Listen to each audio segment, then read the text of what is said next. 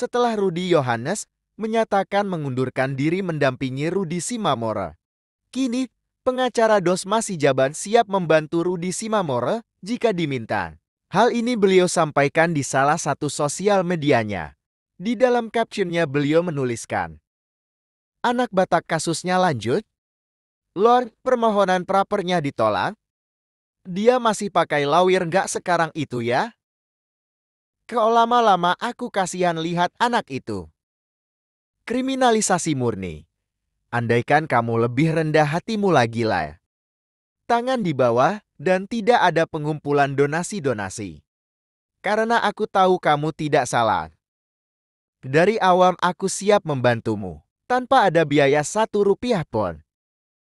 Semoga sebelum Natal, ada keajaiban buatmu ya Laya.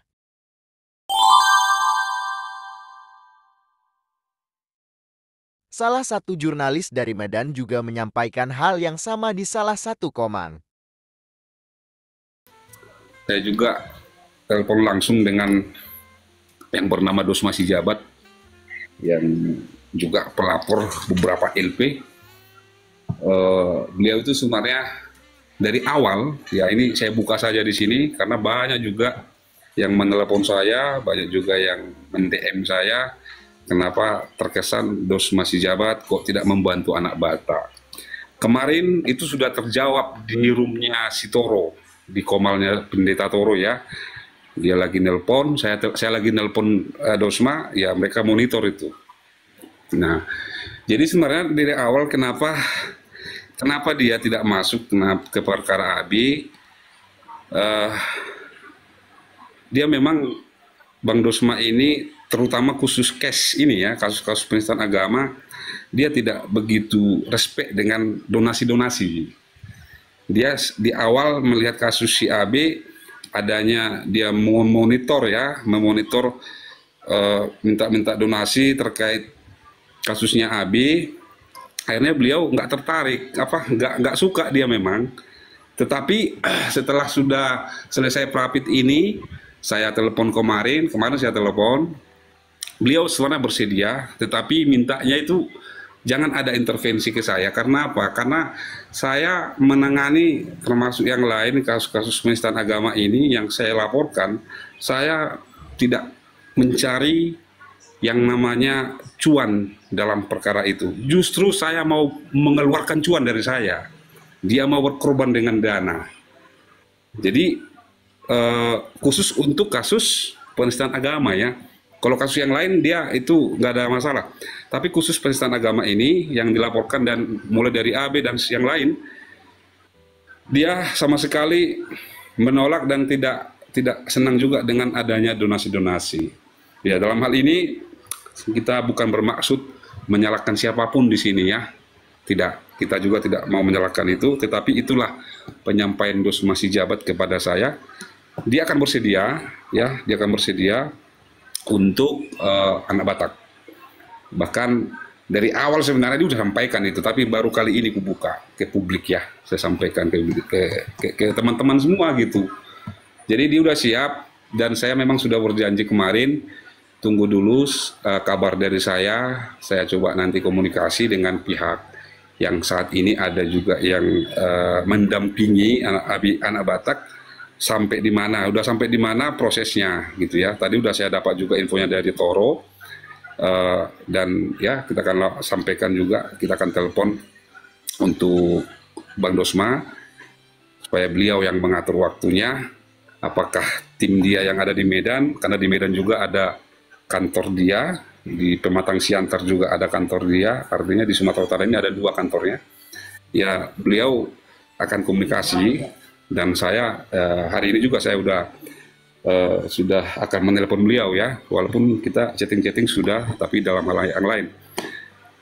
Itu sementara teman-teman untuk Bang Dosma. Cuma itu memang dia termasuk kasus-kasus yang dia laporkan saat ini, banyak sekali yang menawarkan ke beliau untuk donasi, tetapi dia tolak. Karena dia nggak mau khusus untuk kasus-kasus penistaan agama. Dia nggak mau untuk itu, karena apa? Beliau sangat tegas mengatakan, saya bukan mau cari uang terkait masalah-masalah dalam penistaan agama ini, baik yang saya laporkan dan yang akan saya bela. Karena kenapa? tujuan saya bukan itu. Justru saya ingin mengeluarkan dana dari saya untuk membantu teman-teman itu. Begitu bahasa beliau ke saya. Begitu teman-teman, ringkas saja, nggak bisa semua saya buka di sini. Terima kasih. Jadi kalau ada orang mau bantu orang ya, tujuannya itu dulu, bukan mikir donasi. Nanti kalau memang mau ada donasi, ya terserah, nggak gitu ya. Ini udah benar itu cara Dosma itu ya. Kita tetap support aja ya teman-teman ya. Apapun yang dilakukannya ya kemungkinan itu akan lebih baik ya dibandingkan ya jangan diintervensi ya. Maksudnya apa ya, cara orang hukum berpikir itu memang berbeda dengan orang-orang awam ya. Kadang orang awam tuh berpikir ayo cepat-cepat gitu, nggak bisa, hukum nggak langsung seperti itu teman-teman. Jadi bersabar ya, kasus-kasus yang lain. Terus untuk kasus AB pun apapun yang terjadi ya itu yang terbaik ya, karena memang udah gagal di Prapit itu suatu hal yang fatal. Sebenarnya itu terlalu, peluangnya itu terlalu 90% gue bilang kemarin tuh. Kalau memang jeli ya, celahnya itu sebenarnya ada sih. Iya, jadi kita memang kan dari awal juga, bahkan istrinya pun sudah saya temui, ya kan? Anak Batak pun sudah saya jenguk di Polres. Artinya kita dari awal itu berangkat dari hati nurani sebenarnya.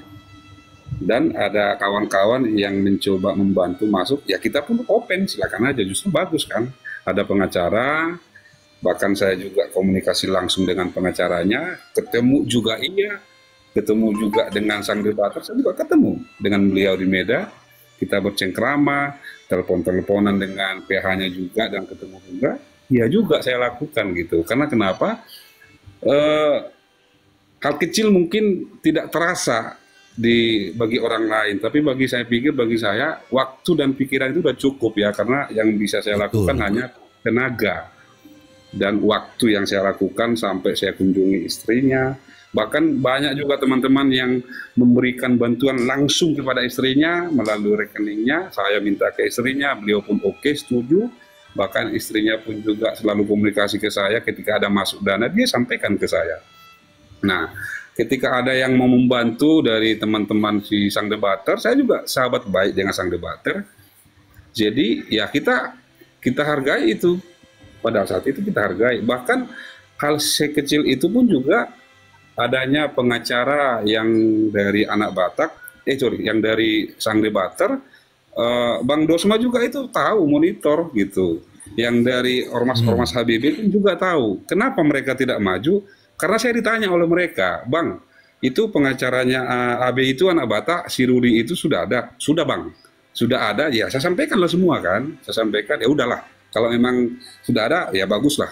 Kalau misalnya nih, ini Bang Dosma juga langsung bertanya, kalau misalnya belum ada pengacaranya, maka Bang Dosma maju. Pada saat itu, tapi karena sudah ada oleh sang debater, bahkan dikatakan ke saya ada 5, ya kita senang loh.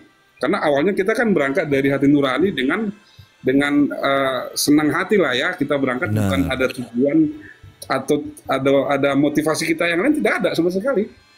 Apalagi mau cari keuntungan pribadi, malah kalau dipikir-pikir mohon maaf malah kita rugi kok. Tapi oke, itu nggak ada masalah bagi kita. Karena apa? Karena itu memang itulah tujuan kita, hati nurani kan. Lalu kita kawal sama-sama. Sebenarnya monitor dari HBB pun monitor itu kasus, tahu mereka itu. Tapi kan karena sudah ada pengacara, bahkan para pengacara ini kan juga mereka kenal. Sesama pengacara kok mereka kenal itu. Bang Dosma kenal si A, si B, si C, pengacaranya si Polan.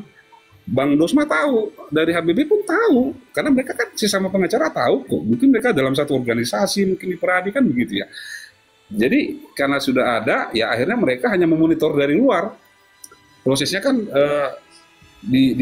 dikomando oleh sang debater kan, ya kita sangat hargai kok itu, jujur saja.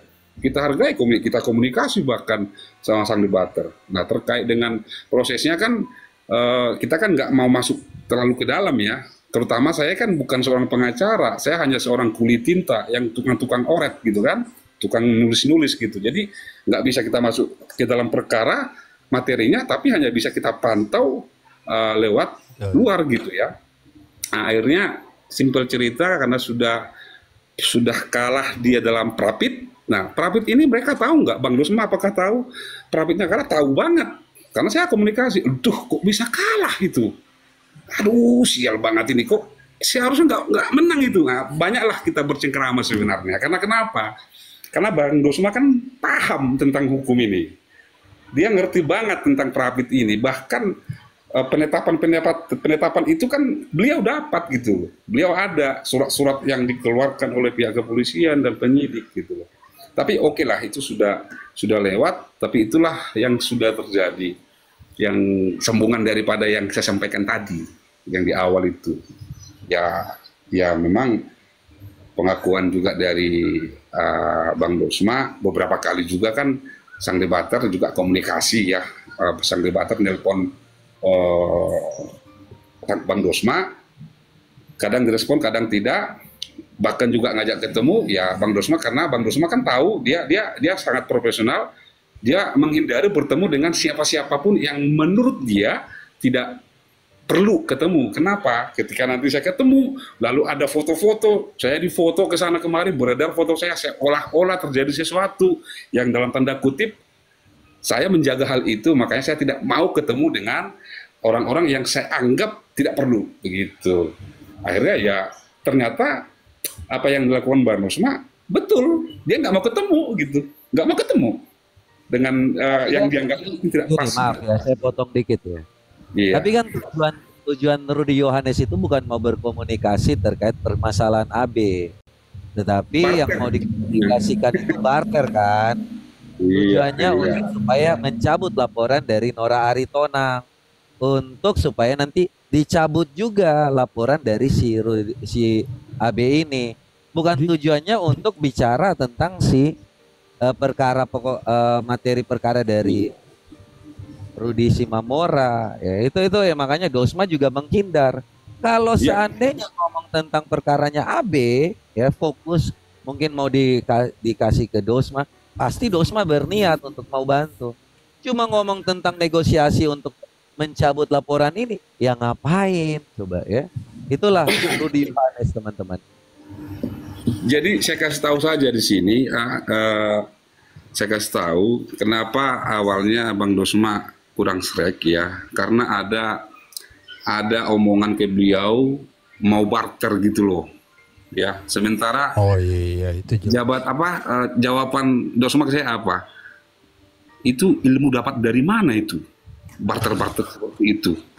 Ini kan konteksnya beda. Kok barter-barter? Nggak ada itu dalam hukum yang saya pelajari. Barter-barter apaan? Makanya dia agak kesal. Ini nggak benar ini, nggak jelas ini. Akhirnya dia hindarilah semua itu. Itu teman-teman. Beliau yang menyampaikan ke saya itu. Pas ketemu kami di Polda pada saat itu. Ya, itu ada alasan dia memang, aduh. Ya tapi sudahlah. Karena memang sudah terjadi, ya tadi semalam kita telepon, ya sangat menyesalkan, kok bisa kalah Prapit gitu lah. Ya, banyak hal yang kita bicarakan sebenarnya yang nggak bisa saya publis. Begitu teman-teman. Demikian saudara, perkembangan terbaru kasus Rudy Simamora. Semoga diberikan jalan terbaik untuk Rudy Simamora.